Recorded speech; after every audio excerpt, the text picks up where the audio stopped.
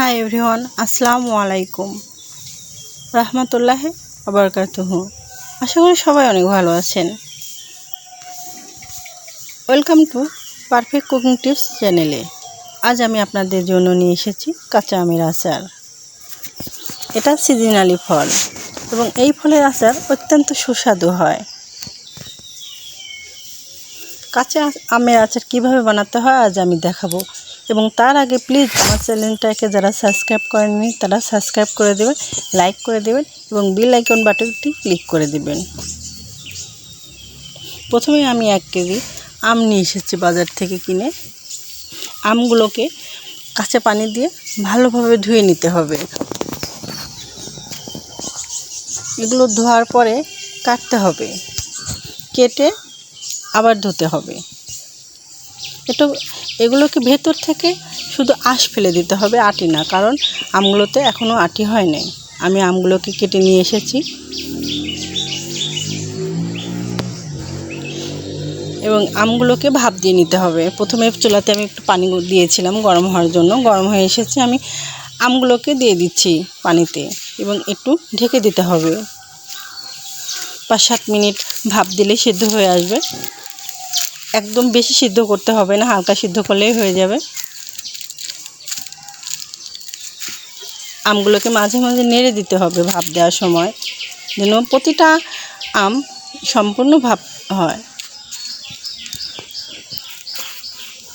আমি ভাপ হয়ে এসেছে,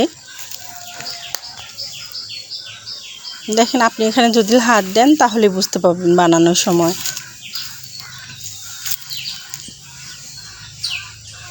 হাত দিয়ে একটু টিপ দিলে বোঝা যাবে আমি কতটুকু ভাপ হয়ে গেছে। সিদ্ধ হওয়ার চেয়ে সম্পূর্ণ সিদ্ধ করতে হবে না, সম্পূর্ণ সিদ্ধ করলে আমটা গলে যাবে আচারটা। আমি ভাপ হয়ে এসেছে, আমি এবার নামিয়ে পানিগুলোকে ছাড়িয়ে নেব নিংড় দিয়ে।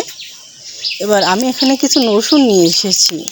দেখেন আমগুলো ভাপ হয়ে গেছে। রসুনটা আমি থেতে করে নিয়েছি শিলপাটাতে, আধা থেতে করে নিয়েছি, সম্পূর্ণ থেতে করি নাই। রসুনটা একটু কিছু কিছু রসুন একটু আকর থাকলে ভালো লাগবে খেতে। প্রথমে আমি একটা কড়াই দিয়েছিলাম চুলার উপর, কিছু তেল দিয়েছি, সরিষার তেল।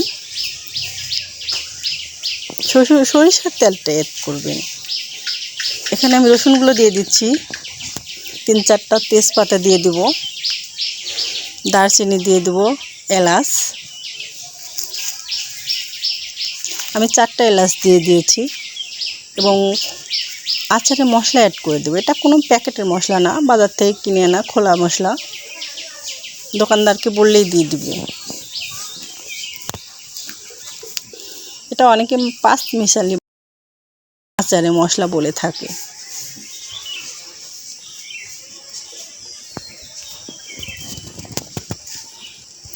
রসুনটা হয়ে এসেছে, হালকা পুড়ে পুড়ে গেছে। এবার আমগুলোকে দিয়ে দিলাম। রসুনের কালারটা বাদামি হয়ে আসলে আম দিয়ে দিতে হবে। এটাকে সারাক্ষণ নাড়তে হবে যেন লেগে না যায় বা পুড়ে না যায়।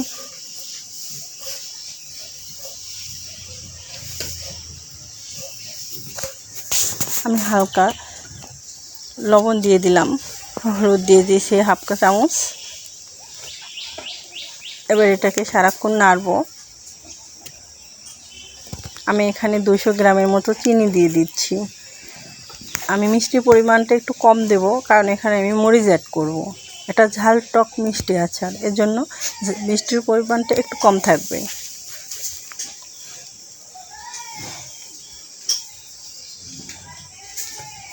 এটা একটু হালকা পানি ছেড়ে দিবে, পানিগুলোকে শুকিয়ে নিতে হবে চুলার আঁচে।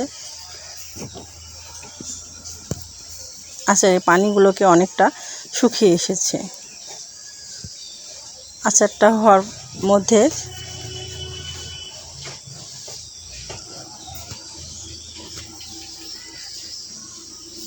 আচারের পানিগুলো শুকিয়ে যাচ্ছে। এখানে আমি কিছু মরিচ অ্যাড করব। এটা শুকনো মরিচ ভেজে আধা ভাঙা করে নিতে হবে। আমার আচারটা হয়ে গেছে। এবার আমি মরিচের গুঁড়োগুলোকে দিয়ে দেব, আধা ভাঙা মরিচের গুঁড়া। আপনারা চাইলে মরিচটা বেশি দিতে পারেন। তবে না দেওয়াই ভালো, তাহলে টেস্টটা পারফেক্ট থাকবে। আমার আচার হয়ে গেছে, আমি এবার পরিবেশন করে দেব। দেখেন আচারটা কত সুন্দর দেখতে লাগছে, মনে হচ্ছে অনেক টেস্টি হয়েছে, তাই না? সত্যিই তাই, আচারটা অনেক টেস্টি হয়েছে। আপনি চাইলে বাসায় ট্রাই করে দেখতে পারেন, যেটা বানানো কতটা ইজি এবং খেতে কতটা সুস্বাদু। ধন্যবাদ ভিডিওটি এতক্ষণ দেখার জন্য।